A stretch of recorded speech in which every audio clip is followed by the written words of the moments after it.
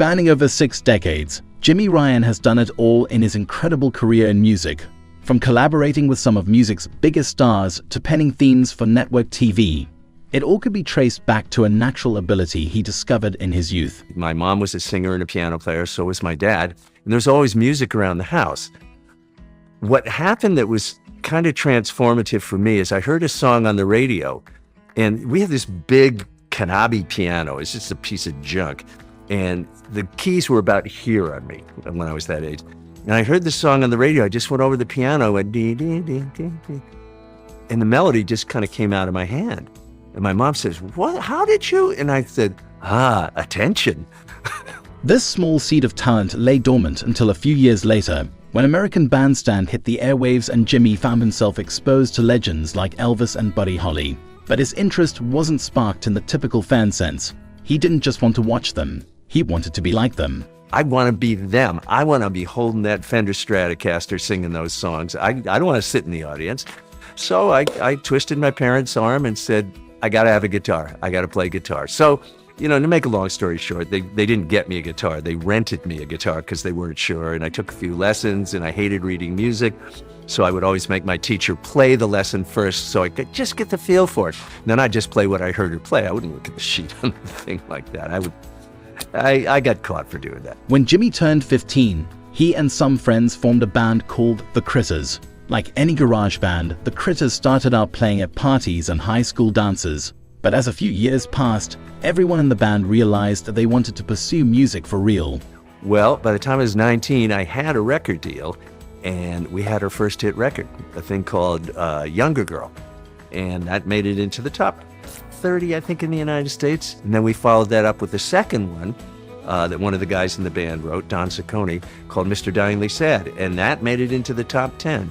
And then the third time around, I wrote this song, a song called Don't Let the Rain Fall Down on Me. So now we've got 3 top 40 hits. Unfortunately, the band's streak of good luck came to an end with the start of the Vietnam War. Half of the members enlisted, causing the Critters to fizzle out. But all wasn't lost for Jimmy and his music career. Almost immediately, another opportunity came knocking. At the end of that, the new keyboard player, the replacement, called me and said, well, if we're not going to do this, I just got a call to do another job that you might want to do. Can you still play bass? I said, of course I can still play bass. What's the gig? And I'm thinking it's a bar band or something like that. He says, you ever hear The Crazy World of Arthur Brown? And I said, yeah, the song Fire, Fire. Da, da, da. Well, I toured with The Crazy World of Arthur Brown. That was my summer job that year. So that was hysterical. When Jimmy came home from the tour, he was hired to work at a local guitar store. It was a great place to meet and network with other musicians. One of the people he met was the store owner's girlfriend. Her name was Carly Simon, and she was a secretary at the time. She didn't have a record deal. She wasn't on anybody's A-list to go and see. But eventually, she left my boss. I left him too. I was starting to get session work as a session player. And she called me and said, I got a deal. You want to come and play on my record? I said, damn right I do. That'd be great. So I did her first album, and then I did her second album, and then I did her third album. And I did almost everything for 21 years with this wonderful woman. Through working with her, met people like Elton John, ended up working with him on Kiki Dee's first album.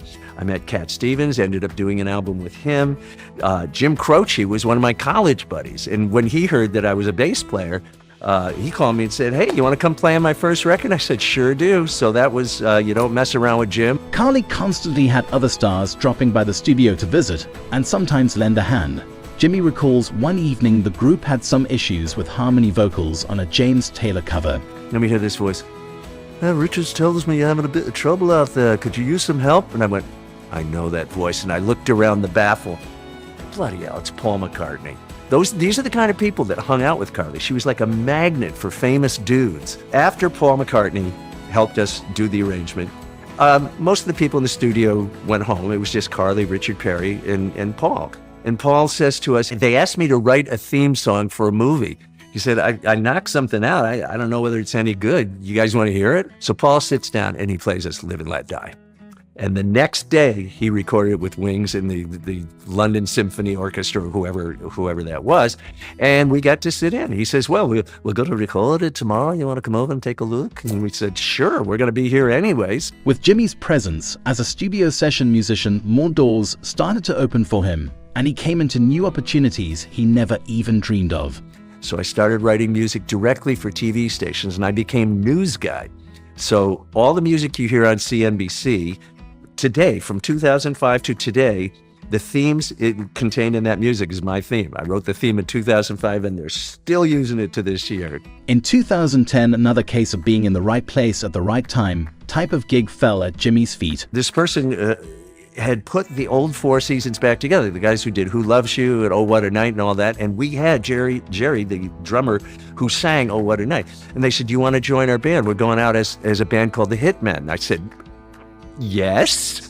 10 years of playing with the Hitmen. It was really fun. We were doing Four Seasons songs better than Frankie Valli, because these were the guys that sang it, that arranged it. Lee in the band was the arranger on these songs. And it was really fun, but then COVID ended that. So now, during that period of time when I wasn't doing anything, I wrote a book, The Superstar Chronicles. It's on Amazon. After 2 years, it's still holding on to a 5-star review, which means nobody disliked it. In the years that followed, Jimmy put together a solo retrospective performance where he explores the anatomy of a hit song. Through live examples and stories from stars and musicians behind the scenes, he reveals how these iconic songs came together. And I am so grateful, and that's where we are today. And now you're going to put that into 5 minutes.